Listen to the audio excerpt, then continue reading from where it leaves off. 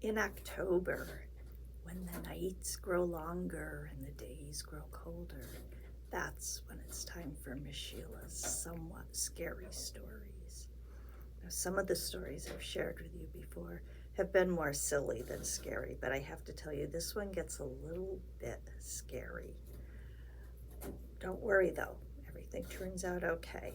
And if you're familiar with the story of Frankenstein, who is the monster who was actually created by the doctor called Frankenstein, this is somewhat similar to that, but it's about a pig named Sheldon. And you're going to find out what happens to Sheldon on this Halloween night. It is called The Experiments of Dr. Vermin, and it is written by Tim Egan. If you see this man, he looks really scary, doesn't he? And look, there's Sheldon. He's just a poor pig. The Experiments of Dr. Vermin. Sheldon had never cared much for Halloween. In fact, aside from wolves and thunderstorms, he was probably more frightened of that particular night than of just about anything. He was a short order cook by trade, and this Halloween, he was out looking for work when his car broke down. At precisely that moment, thunder crackled overhead and it started to rain. Worst of all, Sheldon could hear wolves howling in the nearby forest. Needless to say, the poor little pig was absolutely terrified. As he sat trembling in his car, lightning lit up a mansion on the hill above him. Though it looked scary, he felt he had little choice but to go and ask for help. So he ran up the steps and he knocked on the giant front doors. "Hello," he shouted, "is anybody home?" There was no answer, so he knocked again.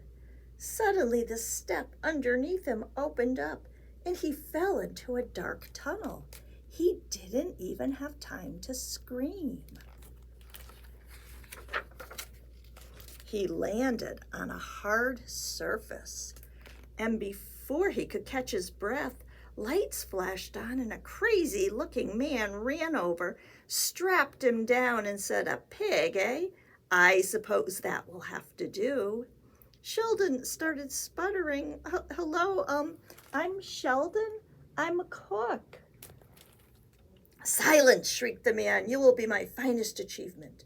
With you as my monster, I, Dr. Edmund Vernon, will rule the world." Ha ha ha ha ha ha ha.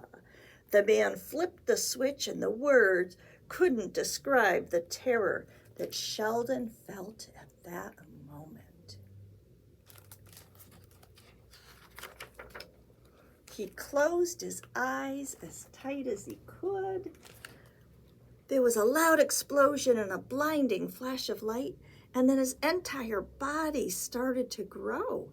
When he opened his eyes, he looked down to see that he had turned into a pig 4 times his normal size.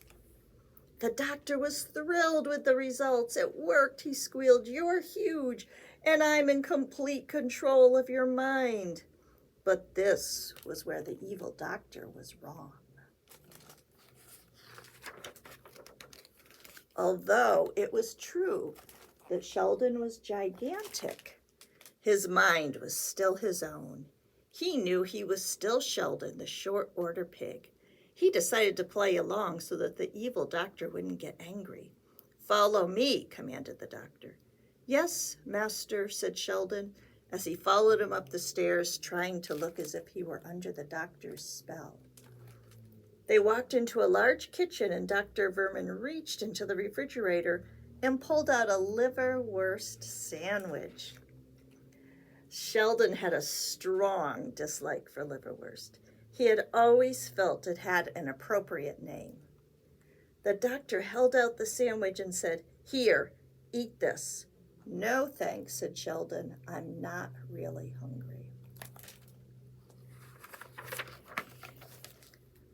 Curses, shouted the doctor. I knew you were faking. You're not under my spell at all. You're of no use to me. Get out, pig monster. In a total panic, Sheldon ran down the dark hallway and out into the storm. That's the doctor getting angry and Sheldon running out of the house. Above the rain, he heard wolves, and even though he was now much larger, he still didn't feel any safer. The howling sent shivers up and down his enormous spine. He saw another mansion in the woods, so he ran and he pounded on the door. Somebody help me, he shouted. A pleasant-looking lady in a queen's costume opened the door and said, "Oh, how delightful! A pig giant chef. Trick or treat." She handed Sheldon a candied apple and began closing the door. "No," yelled Sheldon. "You don't understand. I'm a normal pig. My name is Sheldon. A mad scientist turned me into a giant." The woman dropped her tray of apples. A man ran into the parlor. "Margaret," he said, "what is it?" "This pig claims he was transformed into a giant by a mad scientist," she said. The man dropped his tray of apples as well. "It can't be," he said. "Dr. Vermin was taken to an insane asylum 3 years ago." If Sheldon had been holding a tray of apples, he definitely would have dropped it. "You mean you know him?" Sheldon asked in disbelief. "We know him all right," said the man. "I'm Harry, by the way, and this is my wife, Margaret. 3 years ago, Dr. Vermin lured us into his laboratory and tried to turn us into giants so that he could rule the world." "It was dreadful," said Margaret, "but the experiment failed and he let us go. We called the police and they arrested him. Months later, Simon Banning moved in, and he's been there ever since, so I don't see how—" "There's a madman living there," interrupted Sheldon. "I'll prove it." The three headed off into the woods. "So the experiment had no effect on you?" asked Sheldon. "Not true," said Harry. "He turned us into humans." "What were you before?" asked Sheldon. "Wolves," they answered. Sheldon jumped back, but since Harry and Margaret weren't wolves anymore, it seemed silly to feel afraid of them. "It must have been great to be fearless," he said. "I've always envied wolves just for that." Margaret laughed and said, "Oh, Sheldon, we were afraid of things, just like I'm scared right now." "Indeed," said Harry. "I've always been a bit jittery in the dark myself." They reached the mansion, and Sheldon made sure that none of them stood on the steps. He knocked loudly and he yelled, "Trick or treat!" The porch light turned on, and a mouse opened the door. Here's the little mouse. "Harry, Margaret, happy Halloween. I see you've brought a friend. Here you go, pig giant." And he held out a piece of candy. "Wait a minute," said Sheldon. "Where's Dr. Vermin?" "Why, I haven't heard that name in years," said the mouse.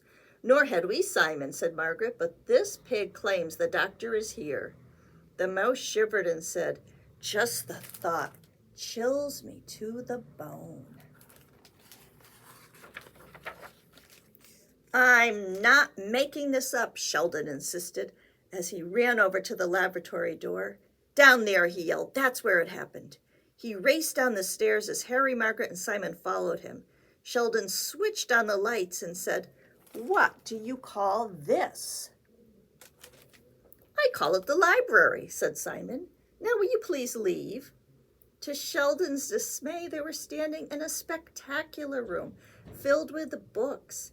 "Exquisite," noted Margaret. "Indeed," said Harry. "Quite impressive. Awfully sorry about all of this, Banning." "This is insane," cried Sheldon. "This is like a dungeon." He banged his head against the wall, which started rumbling. In an instant, they all whirled around into the sinister laboratory of Dr. Vermin. "I told you," shouted Sheldon. "Dr. Vermin is here."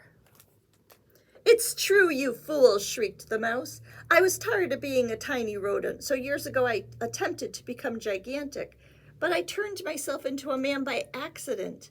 In the asylum, I discovered something that reverses the process.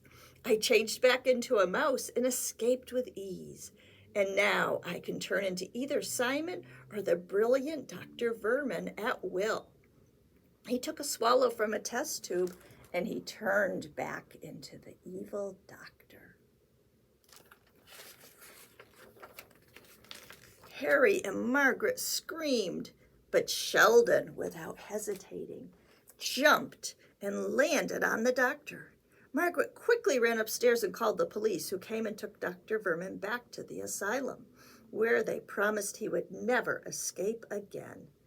After he was gone, Sheldon picked up the test tube and said, "I don't know about you two, but I want to be myself again." He was about to drink from it when Harry yelled, "Sheldon, wait, we don't know what's in there." Sheldon decided it was worth the risk. He took a sip and he said, "It tastes like horseradish." A moment later, he turned back into regular old Sheldon. He then handed the test tube to Margaret, who, after tasting it, turned back into a beautiful wolf. So here she is as a beautiful wolf. "Margaret," exclaimed Harry, "you look simply ravishing." Harry then tasted it and turned back into a wolf himself. "Oh, how I've missed that lovable snout of yours," said Margaret. "You know," said Sheldon, "I actually feel more comfortable as a timid little pig." "Timid?" said Harry. "You must be joking. Your car broke down on a stormy Halloween night, and you ran up to a dark mansion. After being turned into a giant, you insisted on coming back. You exposed the secret of Dr. Vermin and then captured him yourself. You tested the secret formula, and seeing that it worked, you gave it to us, knowing full well that we were wolves. The way I see it, you must be the bravest pig in the world." It was something that Sheldon had never even considered. As they walked out into the night, Margaret said, "You know, Sheldon, we could use a cook, and we've got plenty of room. Would you consider staying with us?" "Indeed," said Harry. "Just promise not to use horseradish." Sheldon accepted, and they all shared a good laugh on what turned out to be the best, if not the strangest, Halloween that Sheldon had ever had. And that's the end. So even though it was a little scary, even I got scared while I was reading it, it turned out to be all happy. So I hope you have a good week, and I'll see you next week with another somewhat scary story. Goodbye.